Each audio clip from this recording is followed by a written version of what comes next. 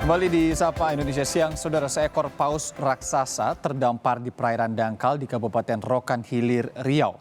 Sejumlah nelayan berupaya menyelamatkan paus dengan bantuan petugas Ditpol Air dan juga TNI Angkatan Laut untuk dipindahkan ke tengah laut.